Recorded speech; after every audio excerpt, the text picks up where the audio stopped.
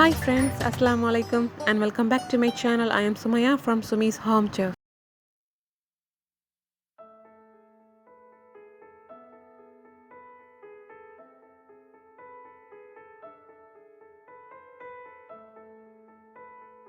Friends, இன்றைக்கி நம்ம சேனலில் பார்க்க போகிறது இதுவரைக்கும் யாருமே டேஸ்ட் பண்ணி பார்க்காத ஒரு சூப்பரான டேஸ்டியான கேக் தான் பார்க்க போகிறோம். அதுதான் ஜிகர்தண்டா கேக். இந்த ஜிகர்தண்டா கேக் வந்து சாப்பிட்றதுக்கும் டிஃப்ரெண்ட்டாக இருக்கிறது மட்டும் இல்லாமல் ரொம்பவே டேஸ்டியாக இருக்கும்.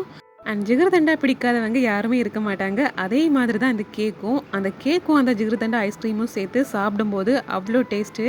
ஸோ நீங்களும் பார்த்துட்டு மறக்காமல் ட்ரை பண்ணி பாருங்கள். கேக் செய்கிறதுக்கு முதல்ல ஒரு மிக்சிங் பவுலில் 4 முட்டையும் ஒரு பிஞ்சு உப்பும் சேர்த்து இந்த மாதிரி பீட் பண்ண ஆரம்பிக்கலாம். இது நல்லா ஃப்ளஃபியாக பீட் ஆக ஆரம்பித்ததும் நாம் இதில் பவுடர் சுகர் சேர்க்கலாம்.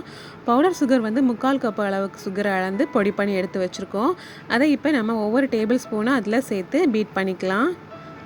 அதாவது மொத்தமாக சேர்க்காமல் இந்த மாதிரி கொஞ்சம் கொஞ்சமாக சேர்த்து பீட் பண்ணி எடுத்துக்கோங்க. ஸோ பவுடர் சுகரை கம்ப்ளீட்டாக சேர்த்ததுக்கு அப்புறமா இது நல்லா ஃப்ளஃபியாக நல்லா பபிள்ஸ் வந்து நல்லா ஃபார்ம் ஆகிறது மாதிரி இந்த மாதிரி பீட் பண்ணி எடுத்துக்கணும். அப்போ தான் கேக் வந்து ரொம்ப சாஃப்டாக இருக்கும். இப்போ நாம் இதில் சேர்க்குறது வந்து பேக்கிங் பவுடர் சேர்த்துக்கலாம். ஸோ 1/2 டீஸ்பூன் அளவுக்கு மட்டும் பேக்கிங் பவுடர் சேர்த்துக்கோங்க. அண்ட் இது கூடவே 1 டீஸ்பூன் அளவுக்கு வெண்ணிலா எசன்ஸ் சேர்த்துக்கலாம். இப்போ இதை வந்து நாம் திரும்பவும் நல்லா மிக்ஸ் ஆகிறதுக்காக ஒரு வாட்டி எல்லா பக்கமும் ஈவனாக இந்த மாதிரி பீட் பண்ணி எடுத்துக்கலாம். அதுக்கப்புறமா நம்ம இதில் ப்ளைன் ஃப்ளோர் சேர்க்க போகிறோம். அதாவது மைதா மாவு 1 கப் அளவுக்கு.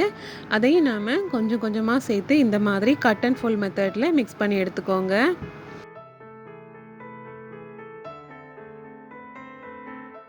ஸோ எந்தவித கட்டியும் இல்லாமல் இந்த மாதிரி நல்லா மிக்ஸ் பண்ணி எடுத்ததுக்கு அப்புறமா நாம் இதை பேக் பண்ணிக்கலாம். நம்ம எங்கள் ப்ரெஷர் குக்கரில் தான் பேக் பண்ண போகிறோம். ஸோ அதுக்காக ஆயில் அண்ட் டஸ்டிங் பண்ண ப்ரெஷர் குக்கரில் நம்ம செஞ்சு வச்சுருக்க பேட்டரை வந்து இந்த மாதிரி விட்டுக்கலாங்க. இப்போ நாம் இதை தோசைக்கல் மேலே வச்சிடலாம்.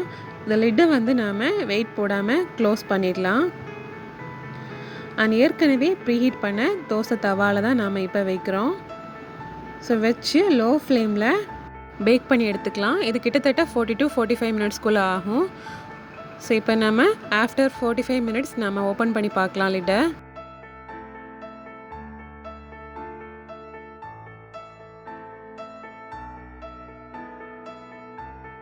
நம்மளோட கேக் ரொம்பவே சூப்பராக வந்திருக்குது. இப்போ ஓரளவுக்கு சூடு ஆறுனதும் ப்ரெஷர் குக்கர்லேருந்து வெளியே எடுத்துக்கலாம். பாருங்கள் கேக் வந்து எவ்வளோ சாஃப்டாக ஸ்பாஞ்சியாக வந்திருக்குதுன்னு. இப்போ இந்த கேக்கை வச்சு நாம் லேயர் பண்ண ஆரம்பிக்கலாம். ஸோ லேயர் பண்ணுறதுக்கு இந்த கேக்கை வந்து நம்ம 2 போர்ஷனாக முதல்ல டிவைட் பண்ணிக்கலாம், 2 லேயராக. இந்த மாதிரி டிவைட் பண்ணதுக்கு அப்புறமா இப்போ பாட்டம் லேயரில் நாம் முதல்ல ஜிகர்தண்டாவில் சேர்க்குற அதே பாசுந்தி வச்சு எல்லா பக்கமும் இந்த மாதிரி அப்ளை பண்ணிக்கணும். இது நாம் சுகர் வாட்டருக்கு பதிலாக பண்ணுறது.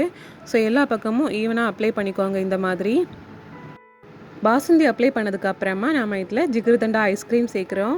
ஸோ இதையெல்லாம் வந்து அந்த கேக்கில் கம்ப்ளீட்டாக அப்சர்வ் பண்ணும்போது அந்த டேஸ்ட்டே சூப்பராக இருக்கும். இதையும் எல்லா பக்கமும் இந்த மாதிரி ஸ்பூனால் ஸ்ப்ரெட் பண்ணி விட்டுக்கோங்க. இப்போ இதுக்கு மேலே நாம் விப்பிங் க்ரீம் வச்சு எல்லா பக்கமும் ஸ்ப்ரெட் பண்ணி விட்டுக்கலாம்.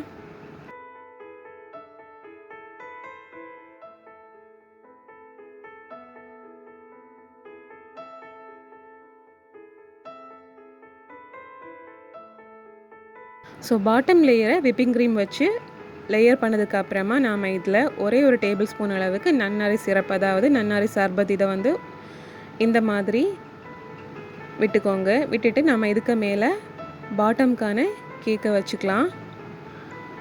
ஸோ டாப் போர்ஷனை வச்சு செட் பண்ணதுக்கு அப்புறமா இதுக்கு மேலேயும் நாம் சேம் ப்ராசஸை ரிப்பீட் பண்ண போகிறோம். அதாவது முதல்ல வந்து ஜிகர்தண்டா பாசுந்தி, அப்புறமா ஜிகர்தண்டா ஐஸ்கிரீம். ஸோ இந்த 2 ரெசிபியோட லிங்கும் வந்து டிஸ்கிரிப்ஷன் பாக்ஸில் கொடுத்துருக்கேன். தேவைப்பட்டுச்சுன்னா செக் பண்ணி பார்த்துக்கோங்க. ஐஸ்கிரீம் வந்து நம்ம மேலே அப்ளை பண்ணுறதுக்காக லைட்டாக வந்து மெல்ட் பண்ணி தான் எடுத்து வச்சுருந்தோம். ஸோ அதை வந்து இப்போ எல்லா பக்கமும் ஈவனாக இந்த மாதிரி ஸ்ப்ரெட் பண்ணிக்கலாம். அடுத்ததான் நாம் இதுக்கு மேலே விப்பிங் க்ரீமை வச்சு கம்ப்ளீட்டாக கேக்கை வந்து கவர் பண்ணி எடுத்துக்கலாம். ஜிகர்தண்டா ஐஸ்கிரீம் வந்து நீங்கள் லேயர் பண்ணும்போது அதை லைட்டாக மெல்ட் பண்ணி அப்ளை பண்ணிங்கன்னா உங்களுக்கு அப்ளை பண்ணுறதுக்கு ரொம்பவே ஈஸியாக இருக்கும். அதே மாதிரி அந்த ரெசிபிக்கான லிங்கையும் நீங்கள் டிஸ்கிரிப்ஷன் பாக்ஸில் மறக்காமல் செக் பண்ணிக்கோங்க.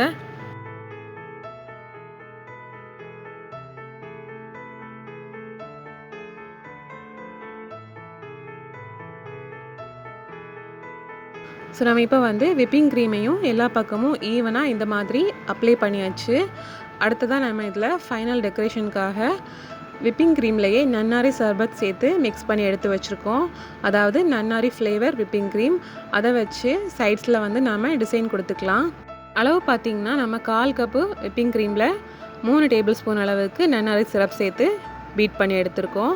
இது வந்து நமக்கு க்ரீமும் வந்து ஜிகர்தண்டா டேஸ்ட்டில் இருக்கிறதுக்காக தான். ஸோ அதை வந்து உங்களுக்கு விருப்பமான டிசைனில் இந்த மாதிரி வச்சுக்கோங்க.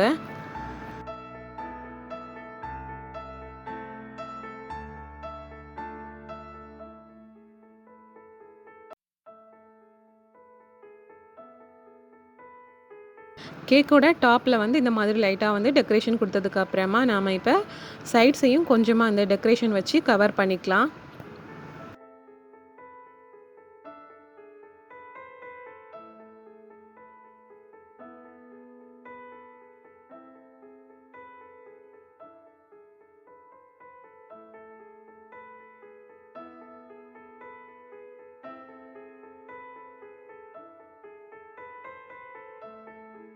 இப்போ அடுத்ததாக கலர்ஃபுல்லாக இருக்கிறதுக்காக நம்ம சைடில் வந்து நன்னாரி சிரப் வந்து இந்த மாதிரி வடிகிறது மாதிரி விட்டுக்கலாம். ஜிகர்தண்டாயை பொறுத்த வரைக்கும் அதில் வந்து நன்னாரி சிரப் வந்து அதிகமாக சேர்ப்பாங்க. ஸோ அதே டேஸ்ட் வந்து நம்ம கேக்லேயும் வரதுக்காக தான் இந்த மாதிரி நம்ம நன்னாரி சிரப் வச்சு டெக்கரேட் பண்ணுறோம்.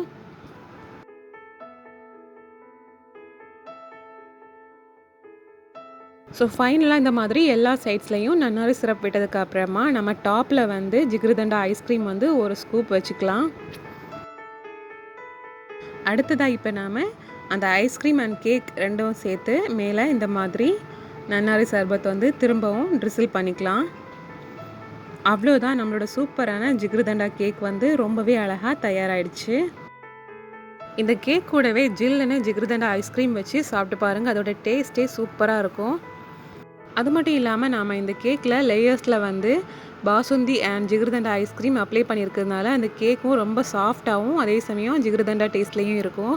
ஸோ பார்த்துட்டு மறக்காமல் ட்ரை பண்ணி பாருங்கள். அண்ட் இந்த கேக்கை நீங்கள் கட் பண்ணி சர்வ் பண்ணும்போது ஒவ்வொரு பீசஸ் கூடயும் ஜிகர்தண்டா ஐஸ்கிரீம் வச்சு சர்வ் பண்ணி பாருங்கள். அப்போ தான் இதோட ரியல் டேஸ்ட்டே அவங்களுக்கு தெரியும்.